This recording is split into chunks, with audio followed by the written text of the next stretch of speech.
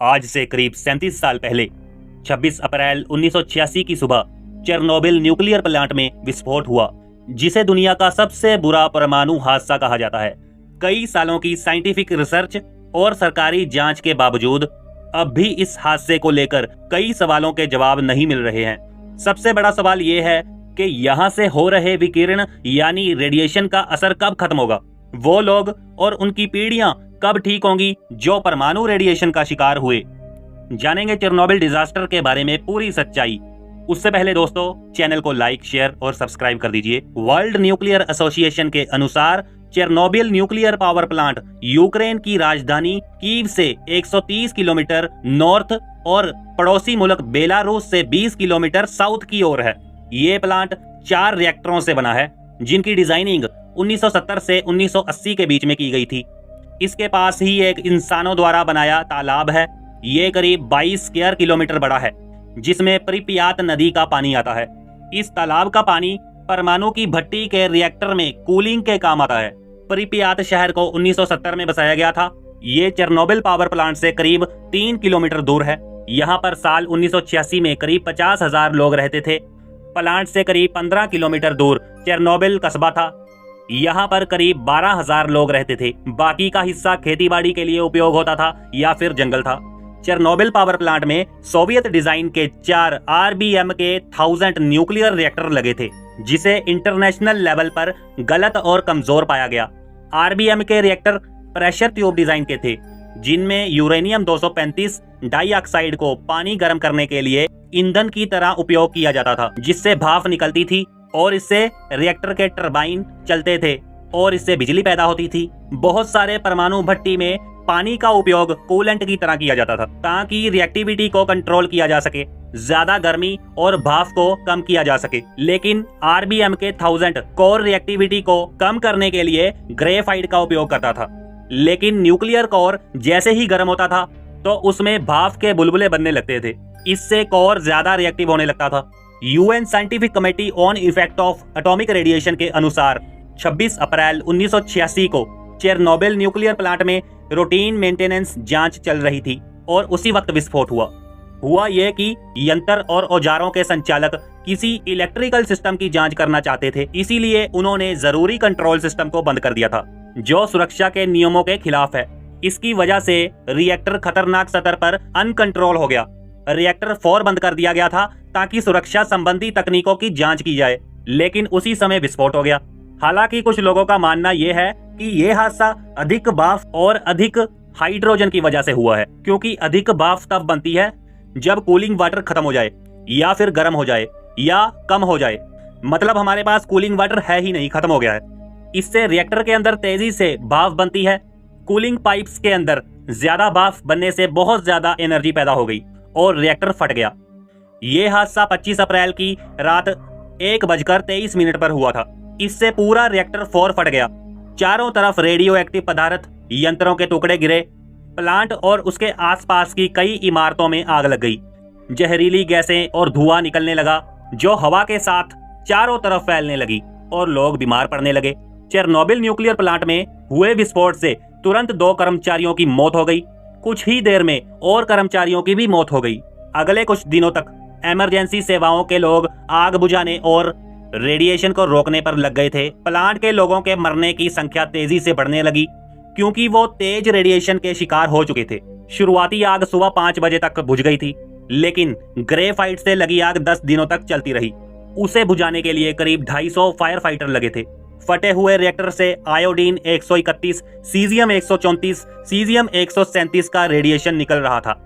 Iodine 131 का radiation तो 8 दिनों में खत्म हो गया था, लेकिन उसकी वजह से लोगों के गले, थायराइड ग्लैंड में दिक्कत हो गई थी। जैसे कि आपने कभी ना कभी पढ़ा होगा कि सीजियम के आइसोटोप का हाफ लाइफ 30 साल तक होता है, यानी उसका रेडिएशन ज्यादा लंबे समय तक होगा, यानी इन्वायरमेंट और लोगों पर उसका असर और ज्यादा दिखेगा। 27 अप्रैल तक प्रिपियात शहर को खाली कराया गया, यानी घटना के 36 घंटों बाद तक ज्यादातर लोगों को उल्टियां आ रही थी, सर दर्द हो रहा था। 14 मई तक प्रशासनिक अधिकारियों ने 30 किलोमीटर का इलाका खाली करा दिया था। इस दौरान 1,16,000 लोगों को सुरक्षित स्थानों पर भेजा गया। अगले कुछ सालों में 2,20,000 लोगों को कम रेडिएशन इलाकों में भेज दिया गया था। यूएस न्यूक्लियर रेगुलेटरी कमीशन के अनुसार चेरनोबिल न्यूक्लियर प्लांट हादसे में 4 महीनों के अंदर प्लांट के 28 कर्मचारियों की मौत हो गई। इनमें से कुछ कर्मचारी तो लोगों को बचाने के चक्कर में ही रेडिएशन के शिकार हो गए थे। रेडिएशन से भरी हवा बेलारूस की तरफ मुड़ गई थी। सोवियत सरकार ने हादसे की सूचना दुनिया को बहुत देर बाद दी थी। इसकी वजह से 3 दिन में रेडिएशन स्वीडन तक पहुंच गया था। तब जाकर यूएन के प्रेशर में आकर सोवियत यूनियन ने इस हादसे की जानकारी दुनिया को दी। चेरनोबिल न्यूक्लियर प्लांट हादसे में कुल मिलाकर 31 लोगों की मौत सीधे तौर पर हो गई थी।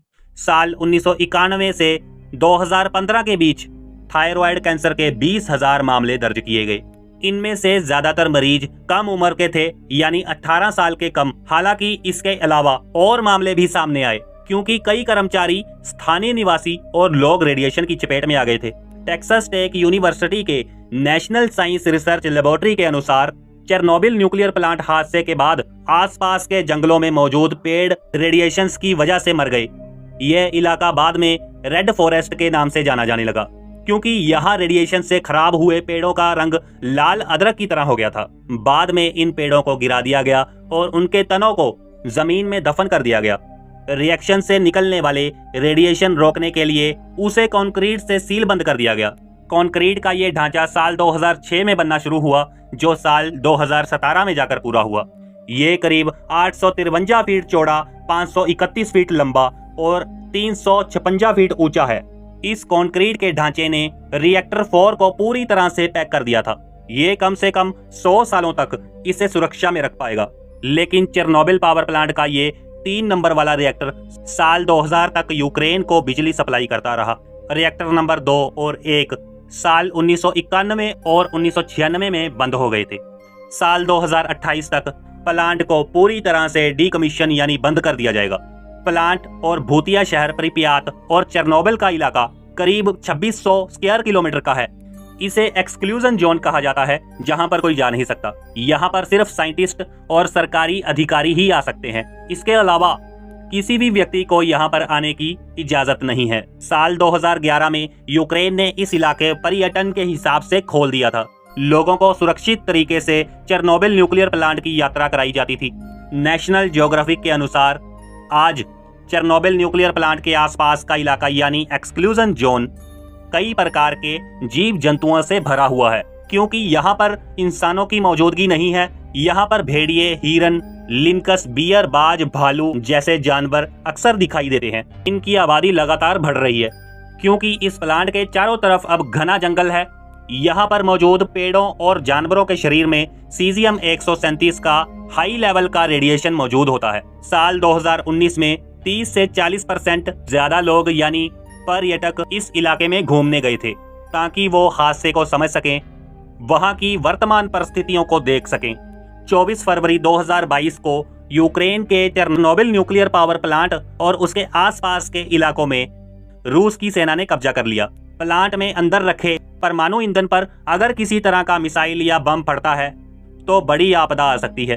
अगर परमाणु कचरा घर किसी भी तरह से युद्ध के दौरान इसको हानि पहुंचाई जाती है तो रेडियो एक्टिव धूल की वजह से यूक्रेन, बेलारूस और यूरोपियन देशों में नई आफत आ सकती है। अब तक आप चेरनोबिल न्यूक्लियर डिजास्टर की पूरी जानकारी ले चुके हैं। वीडियो को देखने के लिए बहुत बहुत धन्यवाद दोस्तों। Please like, share and subscribe this channel.